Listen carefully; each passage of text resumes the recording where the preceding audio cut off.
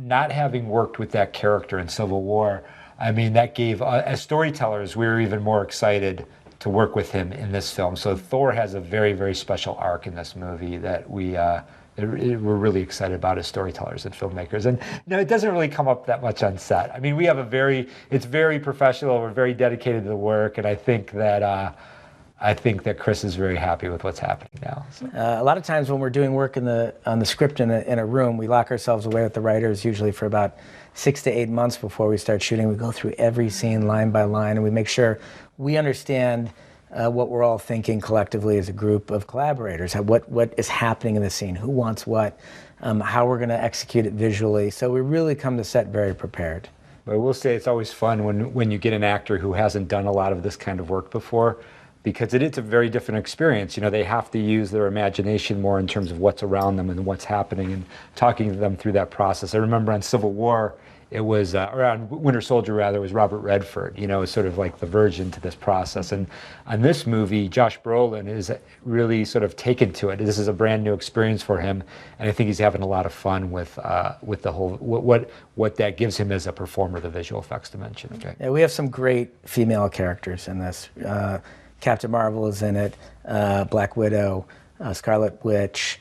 We have Wakanda is coming in, and there's a whole group of characters that are coming from the Wakandan universe, from Black Panther universe. Yes, I mean, amazingly strong characters, strong-willed characters, and we have the Guardians, and 2 of the Guardians are daughters of Thanos. So there's a really strong connection to the main villain of the story.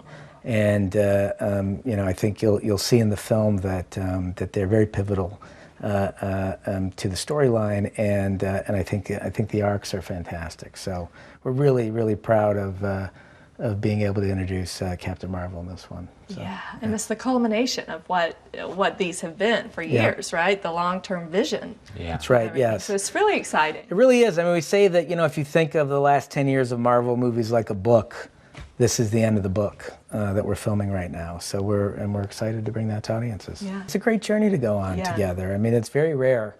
I don't think anything really has been done like this in films before, where you're taking all these different characters from different franchises and putting them all together in a single film. And I think they feel the weight of that and how special it is, and that it's a once in a lifetime kind of event for us as directors and for them as actors. And you seem so calm about doing that. Yeah, you have to stay calm, because if you let the stress get to you, it'll eat you up. Hey everybody, it's Charlie. I've gotten all kinds of requests to do a video for this Captain Marvel interview where they seemingly confirm that she's going to be in Infinity War. So I'll try to explain what that means, because just a little while ago, the same directors were saying that she was not in the movie. They also talk a little bit about Thor. He actually has the most screen time in the movie after Thanos. Technically, Thanos has the most screen time. So I'll explain all that. I just wanted to include the biggest stuff from this. I had to cut it way down. But if you're finding me for the first time, be sure to subscribe to get all the Marvel videos. This is just the beginning, and there is a new round of that Infinity Gauntlet replica giveaway. All you have to do to enter that is just be a subscriber and leave a comment on the video. But the big stuff first, talking about Captain Marvel. So he says, and he's looking at his brother when he says that. I love the look that he gives him, like he pauses, like he's trying to get some sort of acknowledgement, like, are we spoiling this? Are we giving stuff away?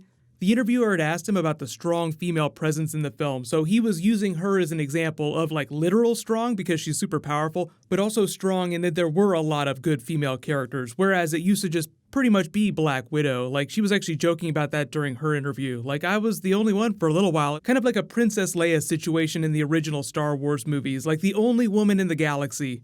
But the interview where he said that she was not in the movie is actually more recent. I think all these interviews that they've been dropping recently, like the footage of the directors talking here, was actually shot last year when they were still shooting this part of the movie. They finished that a while ago. Most of the stuff they're doing now are like reshoots or pickups, like the little extra work. Most of principal photography has been done for a while. What I think their statements mean when you kind of take it all in context together is that she's more of a post-credit scene, so that she's not like a big presence in the film, but she will be on screen. You go to the theater, you will see a version of Captain Marvel, either in the very last post-credit scene. We don't know how many post-credit scenes there are. There could be like 3 or 4. It could be like Guardians of the Galaxy 2, where they had a whole bunch of them. but she's not around for any of the main action of the film. So like you get all the way to the end here where it looks like Captain America's met his number. She's not going to swoop in and save everybody because Thanos still has to assemble the gauntlet. She probably only shows up right as things get to their darkest. Like remember Gandalf during Two Towers, like he sort of swoops in just as they're getting ready to get their asses handed to them. It's probably a situation like that when you get to the second film. But it is so funny to watch him talk about that. Like you rewind and you watch that part of the video, you can see him sort of turn his head like he's not quite sure about what he's talking about when he's looking at his brother here. The thing about Josh Brolin, I do love how they kind of make fun of Robert Redford. Like, he's like, I don't want to do all this green screen bull crap. Like, I'm a classically trained actor. I'm used to making more traditional movies. But with a lot of these big superhero comic book movies, you just have to shoot a lot of green screen. And then you get to Thanos, which is 100% motion capture performance. It can be really disorienting. Like, it's a whole other skill as an actor to have, which is why people have been so upset that Andy Serkis hasn't won any Oscars for his motion capture performance, like during the Planet of the Apes films. Like, you don't really think about it because you're not looking at his face, you're looking at the character's face. But getting to the Thor of it all, so they say Thor and Thanos have the most screen time. Thanos because it's really his movie with the other Avengers in it. It's his heist movie. He's the one that's pulling off the heist. The Thor stuff sort of tees up a lot of that at the beginning of the film, I think. We don't know exactly when this moment is happening on the Asgardian ship, but it's probably really early in the film, where it almost looks like Loki is getting ready to die, so you think about how that might catalyze Thor's character. Infinity War Thor seems more like a hardcore, determined Thor, so the thing that catalyzes him is probably the death of Loki, maybe Heimdall too. We don't know about Heimdall. Loki just seems like he's at the end of his road. Like they did that whole scene during Thor Ragnarok. Build a statue for me. We will build a big statue for you. With my helmet on, with the big bendy horns. I will tell Father what you did here today. I didn't do it for him. I didn't do it for him.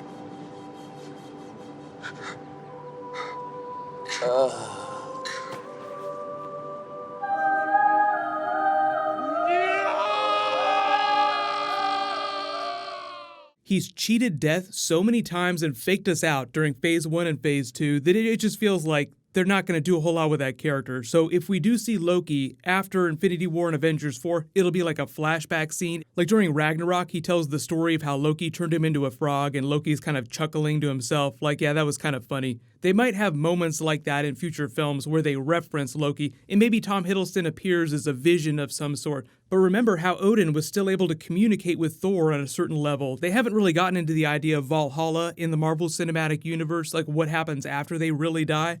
But in addition to Thor wanting to go rampage against Thanos, you also have to remember that he's the connective tissue in the Marvel Cinematic Universe right now. Peter Quill hasn't been back to Earth since he was a little kid. We haven't met Captain Marvel yet. So Thor is just like the one character who has a foot in both worlds. He like literally has a foot on the world because he's been in all these other Avengers Phase 1, Phase 2 films. And he has a foot in the cosmic realm where the Guardians of the Galaxy are because he's traveled all over the universe growing up. Beyond that, we get into speculation, but in a separate interview, the Russos also confirm that the people that weren't featured in a really big way during Infinity War will come to the forefront in Avengers 4. So don't worry, Hawkeye, Ant-Man and the Wasp, Captain Marvel, everybody gets a chance by Avengers 4. So let me know in the comments though, what do you take to mean from their Captain Marvel statement? Do you feel like that confirms Captain Marvel post-credits scene? But what'll happen is there'll be all kinds of Marvel posting next week. Don't worry, there's also a Deadpool TV series. They haven't dropped a trailer for it yet, but I'll remind people when I post Deadpool movie videos. So they'll also be dropping a Deadpool trailer in the next couple of weeks, so lots of Deadpool stuff coming up too. Congratulations to the giveaway winner from my last video, David Moreno. Please private message me so I can get your contact details. I'll name a new winner when I post new Marvel. Click here for my Hawkeye cut of the Infinity War trailer, and click here for the actual trailer breakdown. Thank you so much for watching. Everybody stay awesome. I'll see you guys tonight.